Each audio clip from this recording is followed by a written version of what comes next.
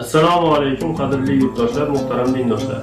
Sizlarni 14 kunlik Umra safariga taklif qilamiz. Safar davomida to'g'ridan-to'g'ri aviaqatnovlar, viza xizmatlari, 2 haramga yaqin qulay mehmonxonalar, 3 mahal o'zbek milliy taomlari, butun ziyorat davomidagi bepul avtobuslar va malakali hojiboshi xizmatlari mavjud. Batafsil ma'lumot olishlaring uchun quyidagi raqamlarga aloqaga chiqishlaring mumkin.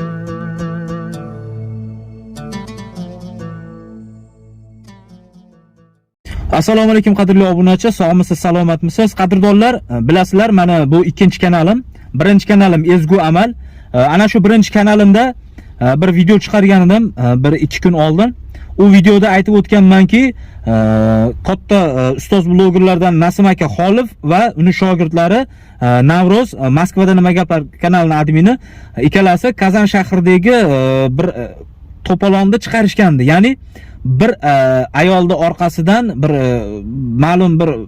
noma'lum bir ishlar sabab 10 ta bola qamalyapti, undan 4 tasi qamalyapti. Xullas shunaqa to'polonni chiqarishgan edi. Juda ko'p insonlar menga chiqishdi. Sen Kazan shahrida YouTube blogersan, qolgan blogerlarning ichida auditoriyang seni katta. Nima uchun sen chiqarmading-u, Nasim Xolif chiqardi degan shu mavzular bo'yicha undan tashqari sen Kazandasan, bizni muammoyimizni sen kelib ko'zing bilan ko'rib hal qilishing mumkin degan maqsadda ba'zi bir murojaatlar bilan chiqishgan edi. Xo'p, shunga o'laroq, shularda murojaatiga o'laroq men javob o'laroq video qilib chiqargandim Ezgu Amal kanalimga. U yerga o'tsalaring ham ko'rishinglar mumkin batafsil.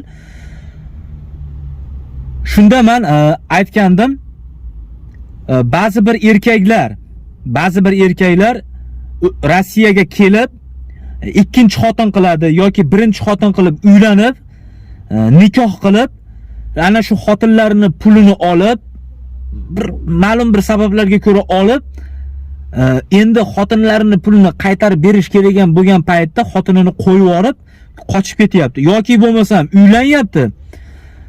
Xotin homilador bo'lyapti. Homilador bo'lgandan keyin o'ziga yarasha chiqimlari, rasxodlari bor. Shu rasxodlarni ko'tara olmasdan shuni xotinni 5 oylik, 6 oylik, 7 oylik 2 qatli paytda shuni tashlayapti, ketyapti. Shunaqa voqealiklar, shunaqa narsalarning ustidan ba'zi bir murojaatlar kelib chiqdi. Ular internetga chiqmaymiz-u, shu erimizni topib bering yoki erimiz pulimizni bersin, tushuntirib ayting, men internetga chiqqan, atrofimda odamlarim ko'p, tanish bilishlarim bor, sharmanda bo'laman deb sharmandagarchilikdan qo'rqib, xuddiki meni razborchiga ularni erini topib yoqasidan ushlasam pulini ber desam beradigandek, xuddiki shunaqa deb o'ylashib chiqishdi. Men uni internetga chiqib gapirdim. Ibrat uchun gapirdim. Ibrat uchun, g'iybat uchun emas. Shuni bilib qo'yinglar. G'iybat bilan ibratning o'rtasida farq bor. Bitta farq, ibrat uchun aytilganda voqelik aytiladi, shaxslarning ismlari aytilmaydi. Chunki aynan o'sha odamlarning nomi zikr qilinsa, ana shu g'iybat bo'ladi. O'shaning uchun ibrat uchun men hech kimning nomini, ismini aytmadim, voqelikda jicha aytib o'tib ketib nima qildim. Shu yerda aytdimki, ayollar erkak bo'lib sizga ishtonni yechib beryaptimi? Siz ham erkak bo'lib, qaysidir paytda sizga erkak bo'lib qarzga pul beryaptimi? Men xotiningiz bo'lsa ham qarzini berib qo'ying, to'lab qo'ying dedim. Hatta menga negativ yozishdi. Sen qo'shmachilikda bir targ'ib qilyapsan. Yo'q, men qo'shmachilikda zinoni aytmadim men. Halol bo'lib nikoh qilib yashab yurgan erkaklar o'zini halol, Xudoning oldida qasam ichaman, va'da beraman, shuni kasal bo'lganda qarayman, yaxshi yomon kunda yonida turaman deb Xudoning va'dasini berib turib, Xudoning oldida va'dani berib turib, xotini tashlab ketayotgan erkaklarga aytdim. Men hatta bir qo'shmachilik yo bir nimani targ'ib qilib aytmadim men. Halol yashayotganlarda aytdim. Hatta ham aytib o'tdim, ikkita qo'shmachining problemasiga men tushib qolganman. Boshimga yaxshigina problema sazdavat qilingan, ba'zi bir odamlarni o'rtaga qo'yib keyin chiqib ketdim. O'shaning uchun shularni ishiga men burnimni suqmayapman deb aytganman. Chunki meni orqamda Xudodan boshqa hech kim yo'q. Meni orqamda patirishga qiladigan hech kimim yo'q Kazanda. Men bitta o'zimman. Oilamning ichida bitta men Rossiyaga chiqqanman xolos. O'zimman shu yerda, Xudoga shukr, o'zimga ishonib, o'zimga dasto'ni uyerim bo'lib, shu yerda yuribman. Bolalar chiqishdi, shu ba'zi bir o'zimizda o'zbeklar bor, qo'shmachilik qilib yurgan, qispurushlik qilib yurgan bolalar bor, erkaklar bor. Davay shularni videosini olib chiqaylik, o'qilaylik, bu qilaylik deb aytdi. Yo'q, men olib chiqib qilgan bilan bu narsani tugatib bo'lmaydi. tugatib qo'ydi. Xudo insof bermasa, bandasini ishi bir tiyin. Avvalo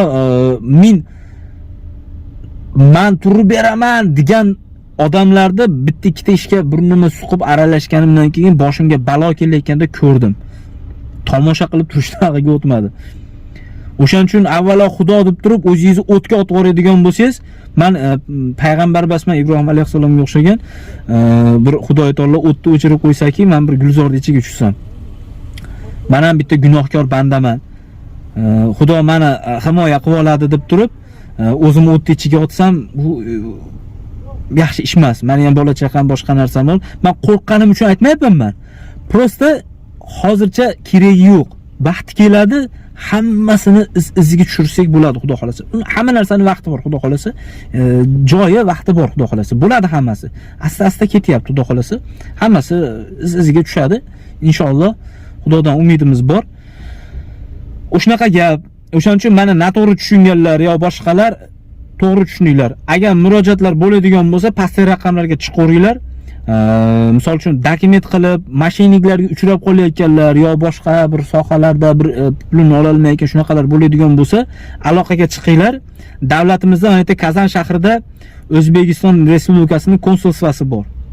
Ishlashyapti shular. Konsulsiyaga birga borib murojaat qilamiz vaqti kelib qolsa.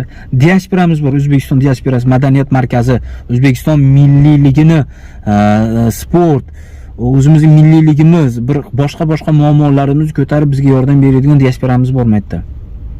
Shularga murojaat qilib chiqamiz. Albatta biz vatanparvar insonlar, albatta millatparvar, xalqini suygan insonlar albatta bizga yordam berishadi. Xudoga shukr, shu vaqtgacha birorta yordam so'rab borgan odam bo'lsa, shu vaqtgacha bir ko'krakdan itarib atkaz qilinmadi. Hammasiga yordamni berishdi, Xudoyimga ming qatla shukr. O'shaning uchun men qo'rqmasdan u yerim bo'lib o'zimga aytib qo'yapman. Chiqsalaring deb, misol uchun birga borib, ba'zi bir masalalarni yechishimiz mumkin. Men birga boramiz deganda har doim sizlar bilan yelka-melka boraman, ishlarim tashab qo'yib bas, bir yo'l yo'rig'ini ko'rsatib qo'yishim mumkin. Chunki juda ko'pchilikda miyasida elchixona ishlamaydi, konsulsiya ishlamaydi, diaspora ishlamaydi, pulini bersang, yelkasini bersang ishlaydi, unaqa joylar ham bo'lgan paytlar bo'lgan ekan.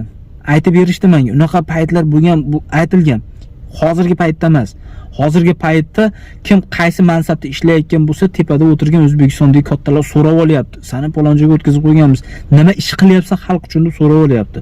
Shuning uchun konsulsiya ham, diaspora ham, boshqalari ham, diaspora-yu davlatda, gosударствоga bo'ysunadigan emas. Bu xususiy tashkilot bo'ladi. Lekin vatanparvarligi bor. Bular ham yordam berishadi. Shuning uchun aytayapman, misol uchun borgan bo'lsak, shu vaqtgacha hammaga yordam berib kelishyapti. Shunaqa gaplar endi. Yaxshi insonlar bor, Xudoga shukr, yaxshi insonlar kelgan, yaxshi insonlar ish boshlagan. Oldingilari ham yaxshi edi, misol uchun bir salom alaykum qilganimizda ishlarimiz tushib borganda nima qilishgan. Shunaqa gaplar. Qadrdonlar, o'zlaringizni ehtiyot qilinglar, kimgadir keraklarni unutmanglar. Rossiyada noqonuniy yurishdan saqlaninglar, qadrdonlar. Dokumentni 30-aprelgacha qilib olinglar, mustahkam bo'lib, yaxshi ishlanglar. O'zlaringizni ehtiyot qilinglar. Hammaga rahmat. Like bosib, videoni kengroq tarqatinglar. Yaxshi odamlarga, kerakli odamlarga foydasi tegadigan bo'lsin. Kerakli odamlarga foydamiz tegib tursa, biz ham xursand bo'lamiz. Shunaqa gaplar. Yana nima demoqchi edim? Shunaqa ba'zi bir gaplar bor, xayolingga keladi, gapirging keladi-yu, lekin tilingni o'zing baylashga majbur bo'lasan. Xullas nima bo'lgan taqdirda ham o'zlaringizni ehtiyot qilinglar azizlar. Men sizlarni yaxshi ko'raman. Kuzatib turinglar, like bosib, kommentariyada fikr takliflarini qoldirishlarini so'rab qolaman. Rahmat hammaga.